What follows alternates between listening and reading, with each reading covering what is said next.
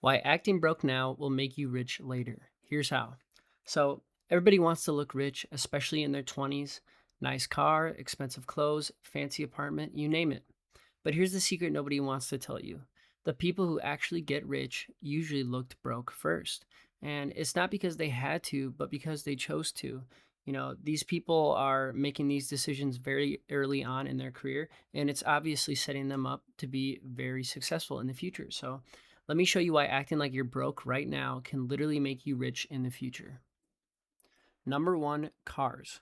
So most people buy a car they can't really afford just to look successful. But, that monthly payment, it's not just a bill, it's a wealth killer at the end of the day. I just spoke to my friend on this, and she always talks about how normal it is for her to have a car payment. I believe it's $600 or $700 every month, for a 2025, 2026 car. There's no way that she needed it, she just had to have it. So if you're able to opt out for a cheaper car, you're going to have lower payments, cheaper insurance, less stress overall. And that three, four, $500, six, $700 a month, you can actually use that to build and invest in your future. Personally, for me, I opted out for a 2016 Honda Civic, I believe. And, it even had 150K miles on it. And a lot of people would call that risky, but I paid for it in cash, and I'm hoping to run that up, run it into the ground. And it's definitely helping me. I don't have a monthly payment on that every month, and they're not making any more money off of me. So opt out for a cheaper car, and you can save that money and start investing it. Number two, eating out, random spending, and weekends. So, coffee every morning, Uber Eats, DoorDash, snacks, GoPuff, whatever it is. You guys know what I'm talking about. I know people at my work that are spending money on breakfast, coffee, and lunch at our place of work every single day. I know not everybody's going to be like me, but you don't have to give them that much, you guys. Like, why do you want to give more of your money back to the people that are giving you money? Like, it doesn't feel that expensive until you add it all up 10, 20, 30 every day. That's a lot to be spending. And that's hundreds of dollars, maybe thousands every month that you can be investing. When I think about weekends, that includes bars, nightlife, all sorts of things like that. At this point in my life, I'm over a lot of that, so I can just cancel that out. But just think about, the next time you go out, how much you're spending on drinks or something like that. You don't have to stop enjoying life. You just have to stop leaking money on things that aren't giving you any sort of return. Number three is saving on rent and housing. So everybody feels pressure to get their own place fast. You want to be independent, you want to do your own thing. I totally get it. But if you can delay this just a little bit, you can set yourself up for success. So things like living at home a little longer, living with friends or roommates, or just finding a cheaper place overall is really going to help you guys out. Personally, I moved out really quick because I just wanted to be on my own, but I did end up living with friends for 4 to 5 years, so I was able to save and invest a lot of money during that time. So if you're living with, 4 to 5 friends, your rent is going to be like $500 to $800 on the low end, and that's almost half of what I'm paying right now for rent for a studio. So, a lot of these studios and apartments are going to be 1,200 to 18 to $2,000 a month. So, if you're able to save $500 to $1,500 a month on rent, this is one of the fastest ways to level up financially for sure.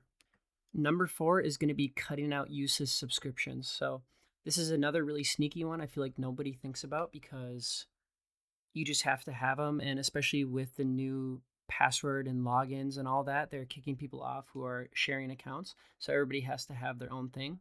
But just think about all the streaming apps you have that you barely watch: Hulu, Netflix, HBO, YouTube TV. There's so many. Also, gym memberships that you don't use, you better be using it, but if you're not, you can opt out for something a little cheaper and get the same sort of pump there or whatever you're chasing.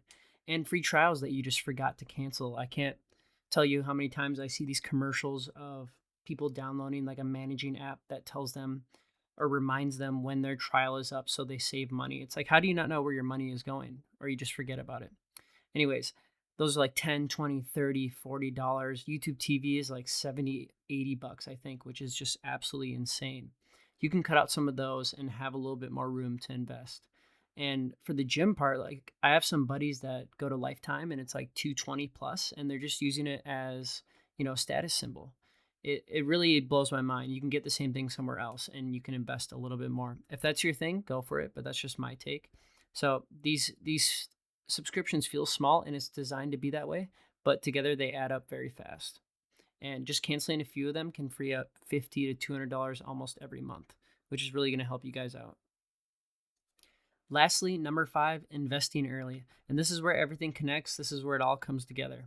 And the most important part of the video. When you save money from cars, rent, food, and subscriptions, you're not just saving, but you're creating investing power. And you're investing in yourself at the end of the day, investing in yourself for success one day. You don't need to be a stock market genius. I definitely am not. And this is not financial advice at all. It's just what's worked for me and what I've learned and what my dad has taught me and other mentors I have. So let's make it really easy. Let's invest in something simple like an index fund. For example, VOO, SPY, FXAIX. FXAIX is what I use because I'm on Fidelity, but any of these will work.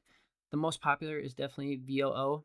A lot of people talk about VOO and Chill because it's pretty passive. You just set it and forget it and keep feeding it, and it's going to build you wealth over time. And if you're wondering what an index fund is, it spreads your money across many companies. So you're not betting and hedging on just one stock. It spreads your money across Tesla, Meta, Microsoft, you name it. So when they succeed, you guys succeed. And here's the crazy part, it's not about investing right away, or investing thousands right away. It's just about starting early. The earlier you can get some skin in the game, the better off you're going to be.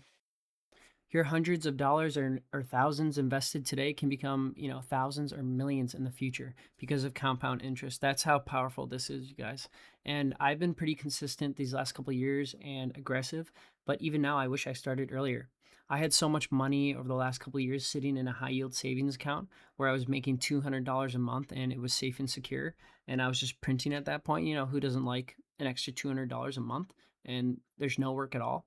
But if I had that extra money in index fund, especially where the stock is at right now, I would have made a lot more. So don't make the same mistake I did. Put your money to use so it can make you even more. So act broke now so you don't have to act rich later. Because real wealth isn't about what you show, it's about what you keep, grow, and control. And the earlier you start, the easier it gets.